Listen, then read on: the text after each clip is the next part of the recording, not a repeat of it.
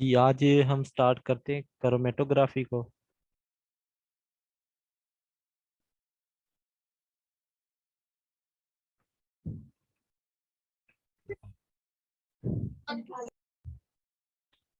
ठीक है जी, क्रोमेटोग्राफी आज हम स्टार्ट कर रहे हैं। जो प्रीवियस जो हमारा टॉपिक था टाइट्रेशन का, वो हम कंप्लीट कर चुके हैं। तो अभी हम क्रोमेटोग्राफी देखते हैं, फिर उसके बाद अगर टाइम मिलता है तो हम स्पेक्ट्रोस्कोपी पर मूव करेंगे इंशाल्लाह। क्रोमेटोग्राफी क्या है? ये एक सेपरेशन टेक्निक है जिसमें आप कंपोनेंट ऑफ मिक्सचर को सेपरेट करते हैं। क्रोमेटोग्राफी बेसिकली सेपरेशन टेक्निक होती है ना। इसमें आप क्या यूज कर रहे होते हैं?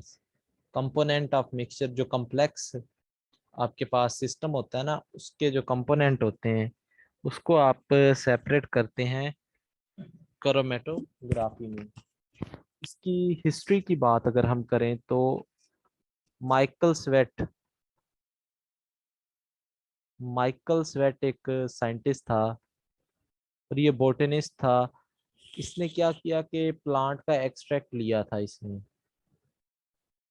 और इसने देखा कि उस एक्सट्रैक्ट में डिफरेंट चीजें पाई जा रही, जैसे क्लोरोफिल हो गई। क्लोरोफिल का जो कलर होता है वो ग्रीन होता है। इसके बाद जेंथोफिल्स, इसका जो कलर होता है ये येलो होता है। और इसने देखा कैरोटीनॉइड्स, इसका जो कलर होता है वो रेडिश होता है। मतलब इसमें डिफरेंट एक्सट्रैक्ट जो था उसमें डिफरेंट कंपोनेंट्स पाए जा रहे थे। तो he wants to separate it. वो इन कंपोनेंट्स को सेपरेट करना चाहता था। उसने क्या किया, फिर एक कॉलम लिया। सबसे पहले जो हिस्ट्री की अगर मैं आपसे बात करूं तो उसने एक कॉलम क्रोमेटोग्राफी की बुनियाद रखी थी जी। कॉलम लिया था उसने। उसने फिर क्या किया था, सबसे पहले इसके ऊपर कार्टन प्लग रखा था। ये आगे चलकर इसको डिटेल में पढ़ेंगे क्यों कार्टन प्लग रखा और ये वो। फिर उसने क्या किया, स्टेशनरी फेज इसमें फिल किया। स्टेशनरी फेज को फिल कर दिया उसने। ठीक है, फिर जो एक्सट्रैक्ट था वो लिया था एक्सट्रैक्ट, वो इसने लेकर इसके अंदर डाला। और साथ ही मोबाइल फेज, मोबाइल फेज क्या करवाता है, आप लोगों को इतना पता है कि वो कंपोनेंट की सेपरेशन करवाता है, यानी रन करवा रहा होता है एक्चुअल में। ठीक है, तो इसने मोबाइल फेज लिया था जी। मोबाइल फेज क्या करवा रहा था, कंपोनेंट की सेपरेशन करवा रहा था। अब जैसे इसने मोबाइल फेज रन किया तो इसने देखा कि यहाँ पर बैंड बन गए। ये एक बैंड बन गया, दूसरा बैंड ये बन गया, तीसरा बैंड मैं कहता हूँ ये बन गया। तो तीन तरह के बैंड बन गए। नीचे इसने बीकर रखा जी, इसने ओपन किया, जैसे पहला बैंड रेड वाला सेपरेट हो गया, फिर ब्लू वाला, फिर इसी तरह दूसरा कलर है पिंक, वो सेपरेट हो गया। तो इस तरह से जो तीन इसने बीकर लिए और सेपरेशन करवा ली। तो एक्चुअल में यहाँ से क्रोमेटोग्राफी का इंट्रोडक्शन स्टार्ट होता है। इसने एक कॉलम लिया था और कॉलम क्रोमेटोग्राफी से ही सारी बुनियादें आगे चलकर ये डेवलप होती हैं आपकी। ठीक है जी, ये तो इसका बेसिक जो हिस्ट्री थी वो हमने डिस्कस कर ली कि कहाँ से क्रोमेटोग्राफी आई है और इसका पर्पस क्या है। आपको भी पता चल गया, ये सेपरेशन टेक्निक है, इसे प्योरिफिकेशन भी आप कह सकते हैं कि आपके कंपाउंड में इम्प्योरिटीज प्रेजेंट है तो आप प्योर कंपोनेंट सेपरेट करवाना चाहते हैं। ठीक है, तो वो भी हो सकता है। ये सारी बातें यहाँ से हो सकती हैं। ठीक है, अब वर्ड जो क्रोमेटोग्राफी, इसका मतलब देखें तो ये ग्रीक लैंग्वेज का वर्ड होता है जी। क्रोमेटोग्राफी ये ग्रीक लैंग्वेज का वर्ड है। ठीक है, और क्रोमा मीन कलर, और ग्राफी मीन राइटिंग होता है जी। तो कलर राइटिंग, एक्चुअल में तो इसका कोई इतनी वो सेंस नहीं बन रही। यानी यही होगा कि जो कंपोनेंट होंगे कलर्ड कंपोनेंट, उनको सेपरेट करवा रही है क्रोमेटोग्राफी। अब इसमें दो तरह के फेज होते हैं, बहुत ही मशहूर हैं जी। स्टेशनरी फेज, ये वो सब्सटेंस होती है जो मूव नहीं करती, नॉट मूव, यानी ये मूव नहीं कर रही होती, और इसके ऊपर जो आपका मोबाइल फेज है वो रन करता है। Mobile phase run over the stationary phase, ठीक है। फिर इसकी मिसाल दूं मैं आपको, तो एलुमिना हो सकता है, ये एलुमिना हो सकता है, सिलिका हो सकता है, ठीक है जी। ये आपके स्टेशनरी फेज की एग्जांपल है। और मजे की बात ये याद रखें कि स्टेशनरी फेज जो है ये आइदर लिक्विड भी हो सकता है, ये आगे हम देखेंगे, और ये सॉलिड भी हो सकता है, लेकिन ये गैस नहीं हो सकता। अब स्टेशनरी फेज गैस ले लेंगे तो वो तो मोबाइल फेज बन जाएगा, मूव करना शुरू कर देगा, तो डेट्स वाई ये जो है आपका वो गैस नहीं हो सकता।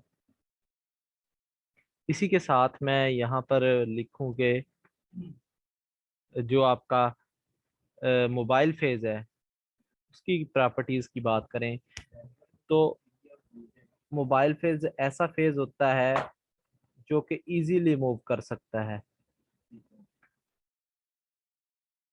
इजीली मूव कर सकता है, और ये आपका लिक्विड भी हो सकता है और गैस भी हो सकता है, लेकिन ये सॉलिड नहीं होगा। सॉलिड होगा तो ये तो मूव ही नहीं करेगा, ये आपको भी पता है। तो मोबाइल फेज पूछा जाए कि क्या हो सकता है और क्या नहीं, तो ये आपको पता होना चाहिए। मोबाइल फेज लिक्विड हो सकता है, गैस हो सकती है, लेकिन सॉलिड नहीं हो सकता जी, ठीक है। अब इनकी नेचर की बात करें कि अगर मोबाइल फेज आपके पास पोलर है, ठीक है, तो फिर आप स्टेशनरी फेज क्या यूज करेंगे, ये नेचर की बात करें। अगर आपके पास स्टेशनरी फेज, ये हम डिवाइड कर लेते हैं। अगर स्टेशनरी फेज आपके पास नॉन पोलर हो तो मोबाइल फेज क्या होगा, पोलर यूज करेंगे। अगर आपके पास मोबाइल फेज पोलर है तो स्टेशनरी फेज कौन सा यूज करेंगे, नॉन पोलर। ये बातें आपने नोट करनी है, ठीक है जी। क्योंकि आप सेपरेशन करवाना चाह रहे हैं ना, अगर आप दोनों चीजें पोलर ले लेंगे तो वो तो उसमें सोल्युबल हो जाएगी, सेपरेशन तो हो ही नहीं पाएगी। तो सेपरेशन के लिए अफिनिटी भी तो हो ना, कि कुछ कंपोनेंट आपके अट्रैक्शन शो करवा रहे हो स्टेशनरी फेज के साथ, तभी तो वो ड्रैग होने में उन्हें टाइम लगे। टाइम लगेगा तो सेपरेशन होगी, अदरवाइज मोबाइल फेज आएगा, पेपर में से होता हुआ पास हो जाएगा, और जो सोल्युबल चीजें उनको अपने साथ ले जाएगा, ठीक है। तो जब दोनों चीजें आपके पास सोल्युबल हो जाएंगी, सॉरी जो पोलर हो जाएंगी या नॉन पोलर हो जाएंगी, तो फिर सेपरेशन नहीं हो पाएगी ना। आपको भी पता है पोलर पोलर को डिसॉल्व करता है, नॉन पोलर को, तो वो डेसोल्यूशन हो जाएगी, वहां सेपरेशन नहीं होगी फिर, ठीक है जी। तो ये आपने याद रखना है। अच्छा, इसके बाद मैं आपको पहले तो ब्रीफ इंट्रोडक्शन आज हमने देखना है ना, फिर हम इनकी टाइप्स को फर्दर डिटेल में देखेंगे इंशाल्लाह। ये है आपके पास एक टैंक, यहाँ आपने पेपर हैंग कर दिया। मैं पेपर सारा जो आपको ना, इस पे आपने वो स्पॉट लगाया हुआ था, ये सारा जो इसमें ये मोबाइल फेज लोड किया हुआ था, ये क्रोमेटोग्राफिक टैंक है। अब मैं जो बात आपको बताने जा रहा हूँ, ताकि बाज़ औक़ात ना बच्चों को ये प्रॉब्लम होती कि सर मोबाइल फेज जो है वो कैसे लिक्विड है यहाँ पर पेपर क्रोमेटोग्राफी में। तो आपको ये बात पता है, पेपर जो होता है ना ये सेलुलोज से बना होता है, इस तरह से इसका स्ट्रक्चर होता है। और ये सेलुलोज जो होता है ना, इसके पोर्स होते हैं, और पोर्स के अंदर वाटर इंट्रैप्ड होता है। ये वाटर के मॉलिक्यूल इंट्रैप्ड हैं पोर के अंदर ना। अब ये जो वाटर के मॉलिक्यूल इंट्रैप्ड होते हैं पेपर के अंदर, ये एक्ट करते हैं एज अ स्टेशनरी फेज।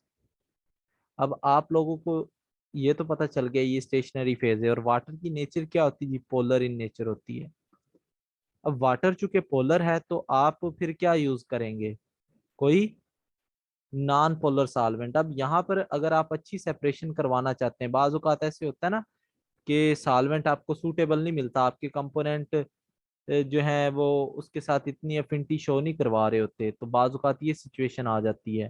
तो फिर आपने क्या करना होता है, फिर आप करते हैं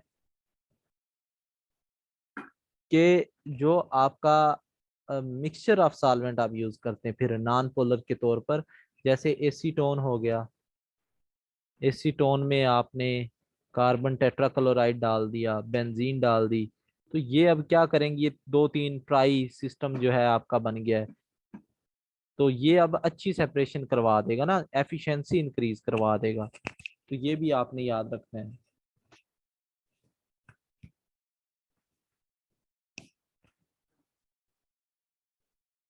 तो ये आपको पता होना चाहिए यहाँ पर कैसे ये वाटर जो होता है वो as a stationary phase act कर रहा है, और लिक्विड की फॉर्म में मतलब कैसे है।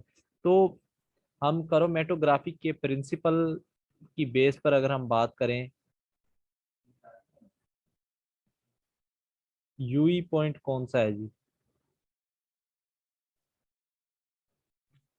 सर उनका मतलब है ये पॉइंट।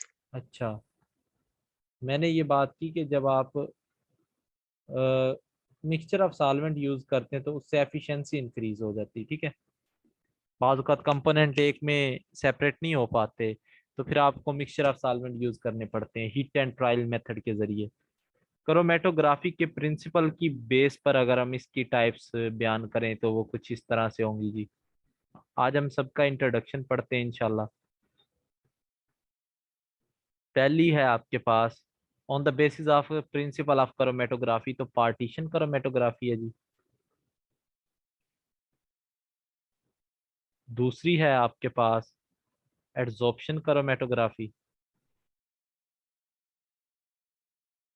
तीसरी है आपके पास आयन एक्सचेंज क्रोमेटोग्राफी। ये मेन पांच हैं जी इसकी टाइप प्रिंसिपल की बुनियाद पर। चौथी है आपके पास साइज एक्सक्लूजन क्रोमेटोग्राफी। और पांचवी है आपके पास अफिनिटी क्रोमेटोग्राफी। Affinity chromatography. तो ये बुनियादी जो है वो पांच है, हम सबको वन बाय वन करके इनकी पहले हम इंट्रोडक्शन देख लेते हैं। तो पहली की हम बात करें पार्टीशन क्रोमेटोग्राफी की, तो यहाँ नाम से भी पता चल रहा है ना, पार्टीशन हो जाती है। ये ऐसी टेक्निक होती है जिसमें स्टेशनरी फेज लिक्विड होता है और मोबाइल फेज जो होता है वो भी लिक्विड होता है यूजुअली, या गैस हो सकती है। तो इसको आप लिक्विड लिक्विड क्रोमेटोग्राफी भी बोल देते हैं, लिक्विड लिक्विड क्रोमेटोग्राफी, ठीक है। इसमें सेपरेशन जो होती है वो इक्विलिब्रियम की बेस पर होती है। सेपरेशन जो होती है वो इक्विलिब्रियम की बेस पर, इसका प्रिंसिपल है इक्विलिब्रियम, ऐसे समझिए।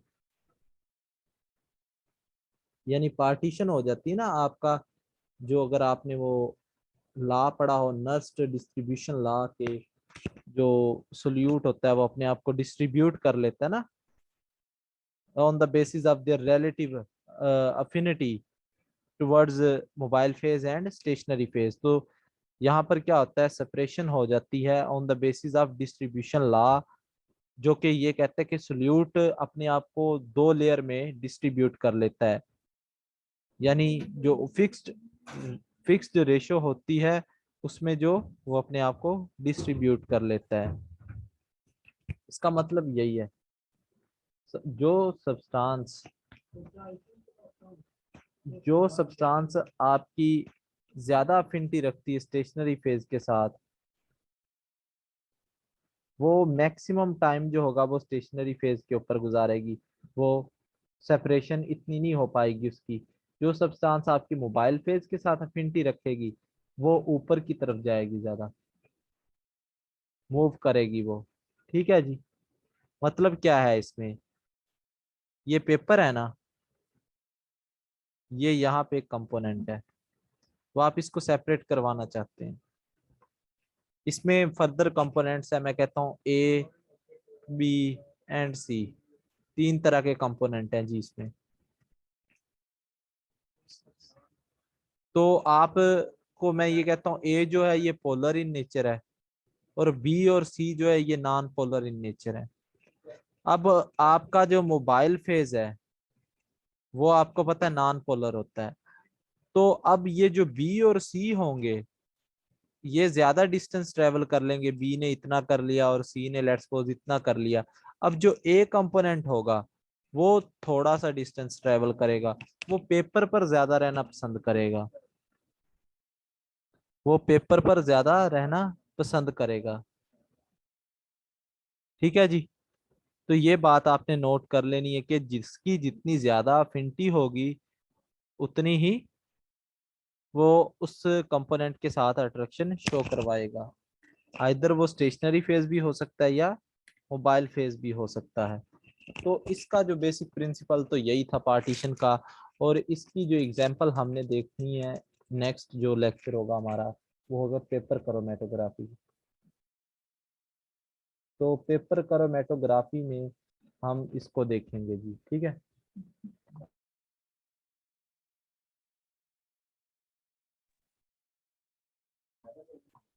तो इसके बाद हम बात करते हैं एड्सॉर्प्शन क्रोमेटोग्राफी की।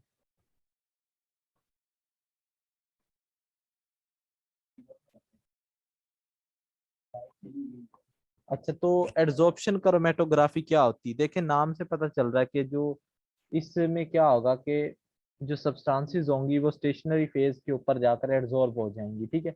In this chromatography mobile phase में भी लिक्विड, यहाँ आपको ये बातें पता होनी चाहिए, मोबाइल फेज लिक्विड हो सकता है, गैस हो सकती है। ठीक है। स्टेशनरी फेज जब भी यहाँ आप यूज करेंगे वो सॉलिड होगा हमेशा। स्टेशनरी फेज यहाँ पर हमेशा सॉलिड होगा। और इसकी जो इसका जो प्रिंसिपल है वो एड्सॉर्प्शन है जी। इसमें क्या होता है कि सैंपल कंपोनेंट जो होते हैं show more affinity with stationary phase, और ये स्टेशनरी फेज की सरफेस के ऊपर जाकर एड्सॉर्ब हो जाते हैं। ठीक है। और जो मैक्सिमम टाइम होता है वो स्टेशनरी फेज के ऊपर गुजारते हैं। और जो कंपोनेंट स्टेशनरी फेज के साथ लेस अफिनिटी रखते हैं वो पहले आ जाते हैं, एल्यूट हो जाते हैं वो।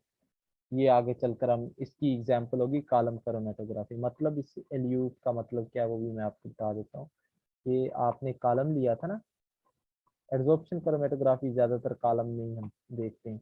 तो आपका ये ए कंपोनेंट था,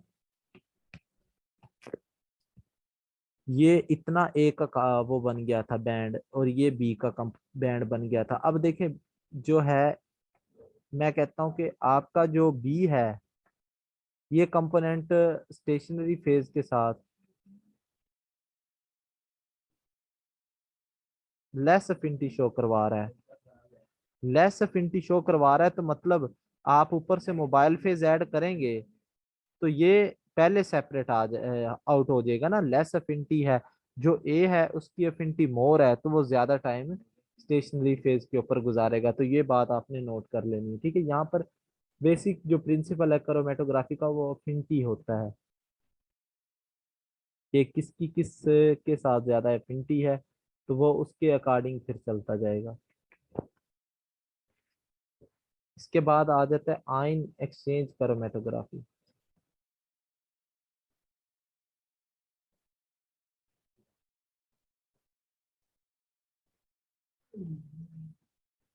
आयन एक्सचेंज क्रोमेटोग्राफी क्या होती है कि इस क्रोमेटोग्राफी में आयंस का एक्सचेंज होता है। ठीक है। यहाँ पर दो तरह के आयंस होते हैं, आपको पता है, कैटाइंस हो सकते हैं एंड एनाइंस। अब जो कैटाइन को एक्सचेंज करेगा, यानी कैटाइन अगर एक्सचेंज हो रहे हैं तो उसका नाम दे देंगे आप कैटाइन एक्सचेंजर। आपने अगर वो डिस्प्लेसमेंट रिएक्शन पढ़ा हो ना जिसमें एक सब्सटेंस जाती दूसरी आ जाती थी, तो ये सिमिलरली वही केस है आयन एक्सचेंज में कि एक कैटाइन जा रहा है दूसरा आ जाएगा। तो अगर आपका कैटाइन एक्सचेंज हो रहा है तो उसको आप कैटाइन एक्सचेंजर क्रोमेटोग्राफी कह देंगे। अगर आपका एनाइन एक्सचेंज हो रहा है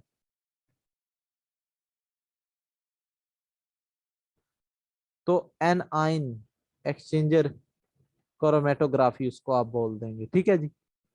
मैं आपको मिसाल देता हूँ कि हमारे पास एक मिक्सचर है जिसमें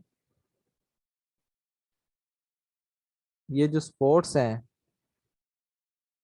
ये मैं कहता हूँ कि ये नेगेटिव चार्ज है। और जो सर्कल है वो पॉजिटिव चार्ज है। ठीक है, अब पॉजिटिव चार्ज मैं कहता हूँ जी मैग्नीशियम के या सोडियम के आयन है।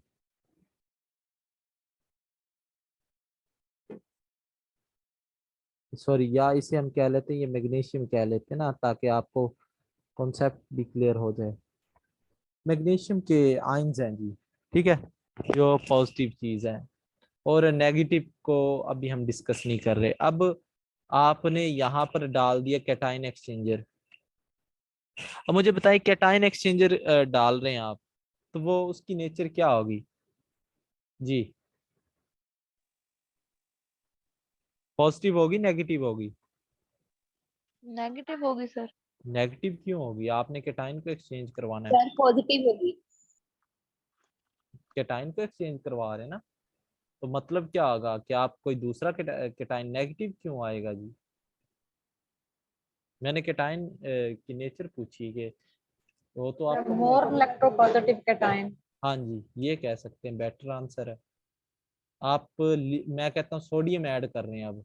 अब सोडियम जब ऐड कर रहे हैं तो सोडियम इसको हटा देगा। लेट्स सपोज ये लगा हुआ था Mg2x के साथ, ऐसे आपने सोडियम डाला इसके अंदर, इसके अंदर ये सोडियम डाला है, तो ये Mg यहाँ से हटता जाएगा, NaX बनता जाएगा। समझ आ रही बात की? तो ये कौन सा एक्सचेंजर हुआ है जी? अब कैटाइन या एनाइन? कैटायन। एक कैटाइन ने दूसरे को एक्सचेंज करवा दिया, तो दैट इज कैटाइन एक्सचेंजर। सही हो गया जी। अब यहाँ पर जो मेन चीज है वो कॉलम की नेचर आपसे पूछी जाएगी। कॉलम की नेचर क्या हो सकती है यहाँ पर जी? वो पॉजिटिव होगी या वो नेगेटिव? वो ऑपोजिट चार्ज होगी। हाँ जी, कॉलम की जो नेचर है वो अगर कैटाइन है तो नेगेटिव होगा। क्यों नेगेटिव होगा? क्योंकि आप चाहते हैं कि आपके जो आयंस हैं वो किसके साथ अट्रैक्शन शो करवाएं जी? सरफेस अगर के वो साथ। पॉजिटिव ही होगा जी। ठीक है, तो वो चाहते, आपके जो आइंस हैं वो ये देखना चाहते हैं कि वो किसके साथ अट्रैक्शन शो करवा रहे हैं। वो अगर तो पॉजिटिव है तो नेगेटिव स्टेशनरी फेज यूज करना पड़ेगा। ठीक है, नेगेटिवली चार्ज। अगर वो नेगेटिव है तो पॉजिटिवली चार्ज आपको यूज करना पड़ेगा। सही हो गया जी।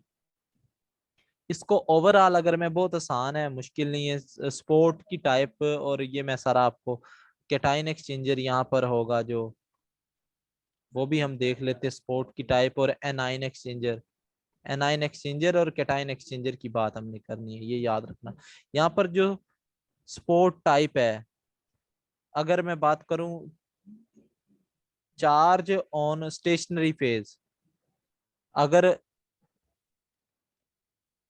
आर रेजन जो आप यूज कर रहे हैं स्टेशनरी फेज, अगर तो कैटाइन एक्सचेंजर है, तो कौन सा चार्ज होना चाहिए उसके ऊपर जी? नेगेटिव। नेगेटिव हो जाएगा, सही बात है। और एनाइन एक्सचेंजर है तो फिर सर पॉजिटिव। नेट चार्ज क्या होगा कंपाउंड ऑफ इंटरेस्ट पर? Net charge zero. Sir no. देखें, आप चाह रहे हैं कि मैं आपको ऐसे समझाऊं। आपके पास है, ये मैं यहाँ लिख रहा हूँ दूसरे कॉलम में, दूसरी रो में नेट चार्ज। तो आप चूंकि कैटाइन एक्सचेंजर यूज कर रहे हैं स्टेशनरी फेज के ऊपर, तो आपने चार्ज देख लिया, तो कंपाउंड के ऊपर आपके कौन सा चार्ज होना चाहिए यहाँ पर जी? अगर आप कैटाइन एक्सचेंजर यूज कर रहे हैं तो कंपाउंड के ऊपर कौन सा चार्ज होगा? Sir positive.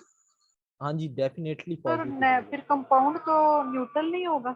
न्यूट्रल की बात नहीं कर रहे ना, जो चार्ज है आपका कंपाउंड जो आप सेपरेट करवाना चाह रहे हैं उसके ऊपर तो पॉजिटिव चार्ज होगा। हमने ये बात तो नहीं की आयंस की तादाद इक्वल होगी, हमने ये बात की हमने।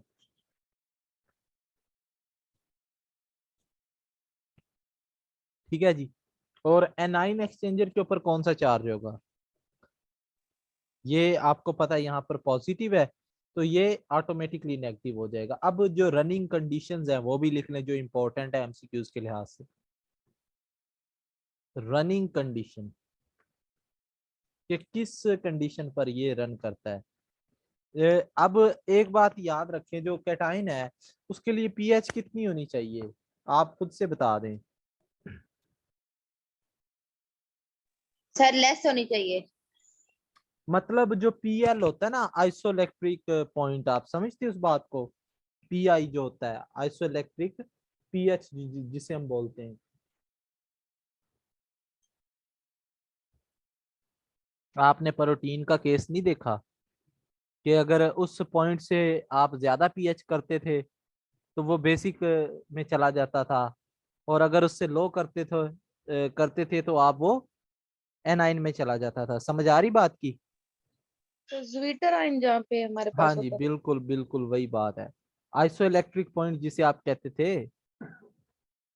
तो अगर पीएच, अब एसिड है ना, तो इसकी पीएच 0.5 से 1.5 क्या होनी चाहिए, लेस होनी चाहिए ना पीआई से, आइसोइलेक्ट्रिक पॉइंट से उस सब्सटेंस के। जी, जिस मिक्सचर को आप सेपरेट करना चाहते हैं उस मिक्सचर के पीआई से इसकी पीएच लेस होगी, तभी तो ये एसिडिक फॉर्म में आएगा, ऐसे जी।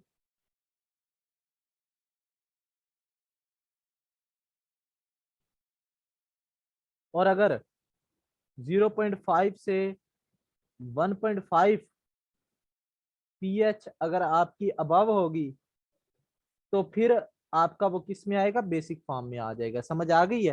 तो ये पूछा जा सकता है कि जो आपके पास आयन एक्सचेंज क्रोमेटोग्राफी है उसमें running condition for cation exchanger क्या है, एनाइन। कैटाइन आ रहा है तो आपने अपने माइंड में एसिड लेकर आना है, अगर एनाइन आ रहा है तो अपने माइंड में आपने बेस लेकर आनी है। यानी बेस के केस में 0.5 से 1.5 पीएच मोर होगी देन पीआई, यानी आइसोइलेक्ट्रिक पॉइंट से, तो एसिड के केस में डेफिनेटली वो कम हो जाएगी। ठीक हो गया जी। सोडियम जियोलाइट जो होता है ये कैटाइन एक्सचेंजर होता है या एनाइन? Cation exchanger. हाँ जी। कैटाइन। और जो डोलोमाइट होता है ये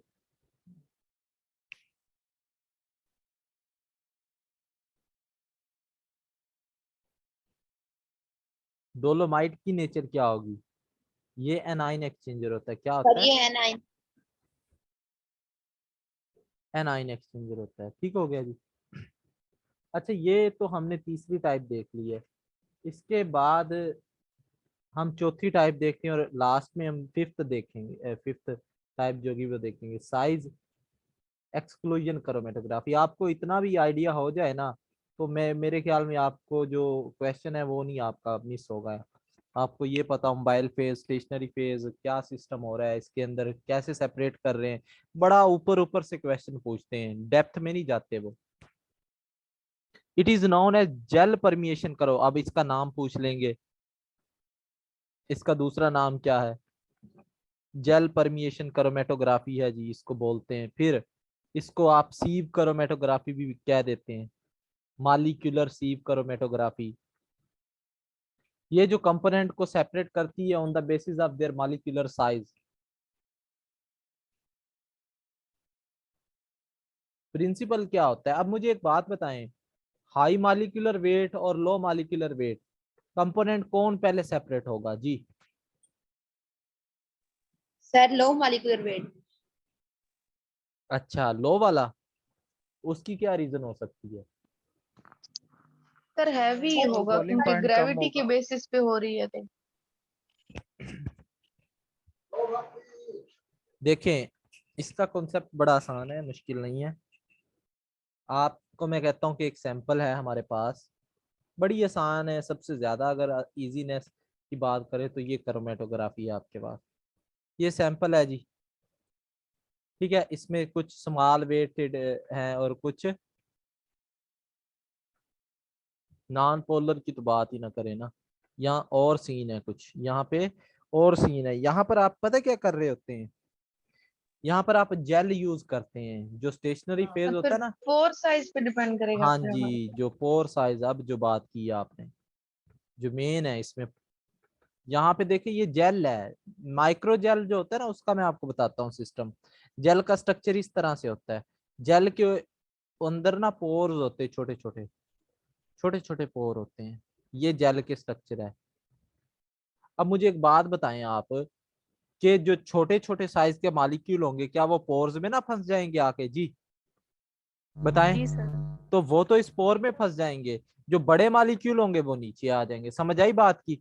तो लार्ज साइज के मॉलिक्यूल पहले सेपरेट होंगे और जो स्मॉल साइज के मॉलिक्यूल है वो बाद में आएंगे।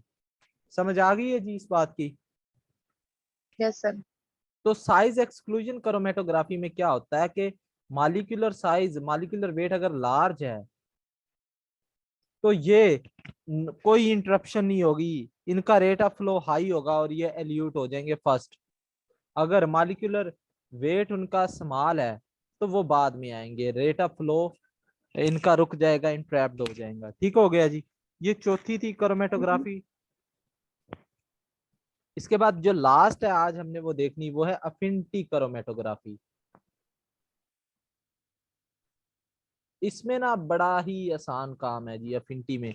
आपने वो लॉक एंड की मॉडल, जी आपने लॉक एंड की मॉडल पढ़ा होगा ना? तो इसमें क्या होता है कि एक सैंपल जो होता है, ये प्यूरिफिकेशन टेक्निक है, इसमें क्या कर रहे होते हैं, biological molecule such as protein वगैरह या इनकी सेपरेशन करवा रहे होते हैं आप ना। मिक्सचर ऑफ प्रोटीन ले लेते हैं या न्यूक्लिक एसिड ले लेते हैं, मिक्सचर ऑफ प्रोटीन या न्यूक्लिक एसिड, जिनकी कुछ ना कुछ स्पेसिफिक इंटरेक्शन होती है।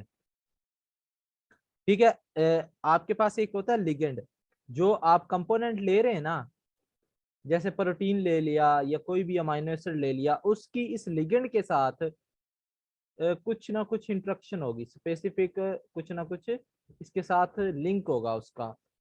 ठीक है, तो अभी ये सारी बातें जो है, तो उसके बुनियाद पर जब आप इसमें फिर मोबाइल फेज रन करते हैं तो ये जो मिक्सचर होता है प्रोटीन का पास होता है कॉलम में से। तो प्रोटीन जो जिसको आप कंपोनेंट आप सेपरेट कर, इंटरेस्ट जिसे कहते हैं, उसको आप सेपरेट करना चाहते हैं, तो उसके अकॉर्डिंग आप शेप इस्तेमाल करते हैं, यूज करते हैं। तो वो जो कंपोनेंट होता है उसके साथ आकर अटैच हो जाता है। मिसाल के तौर पर आपको ये अभी समझ आ जाएगी ये सारी बातें। आपके पास ये सैंपल में ये इस तरह के कंपोनेंट हैं जी। ठीक है जी, ये 3 तरह के कंपोनेंट है। मैं चाहता हूँ इसको सेपरेट करना। ठीक है, आपने ये देखा होगा कि एंटीबॉडी और एंटीजन जो काम कर रहे होते हैं ना, एंटीबॉडी एंटीजन, हम चाहते हैं इस कंपोनेंट को सेपरेट करना, और इसे मैं कह देता हूं कि ये हमारी बॉडी के अंदर एंटी बॉडी है। क्या है जी? एंटीबॉडी। एंटीबॉडी का काम क्या होता है, कोई बता सकता है जी? और हम इस एंटीबॉडी को सेपरेट करना चाहते हैं, एनीवन? सर डिफेंस कर। हाँ जी, डिफेंसिव होता है बिल्कुल। और हम इस एंटीबॉडी को सेपरेट करके, जैसे कोविड का पीरियड चल रहा था तो किसी कोरोना के इफेक्टेड पर्सन के अंदर ये जैसे वो प्लाज्मा ट्रांसफर कर रहे थे ना, तो इसको हम उस पर्सन के अंदर ऐड करवाते हैं ताकि वो भी फाइट करे डिजीज के अगेंस्ट। ठीक है, अब इस एंटीबॉडी को सेपरेट करवाने के लिए आपको लिगेंड भी इसके अकॉर्डिंग यूज करना पड़ेगा। जैसे मैं आपसे कहता हूँ कि आपने ये स्पोर्ट यूज कर लिए, ये लिगेंड यूज कर लिया, अब ये देखें, ये जो एंटीबॉडी है इसका स्पेसिफिक साइज इसी के साथ मैच कर रहा है और किसी के साथ नहीं मैच कर रहा। तो इस स्पेसिफिक साइज की एंटीबॉडी के लिए आप एक स्पेसिफिक लिगेंड यूज कर लेते हैं और उससे आपकी क्या होती है, सेपरेशन हो जाती है। ठीक है, और जो लिगेंड यूज करते हैं उसे एंटीजन भी बोल देते हैं आप।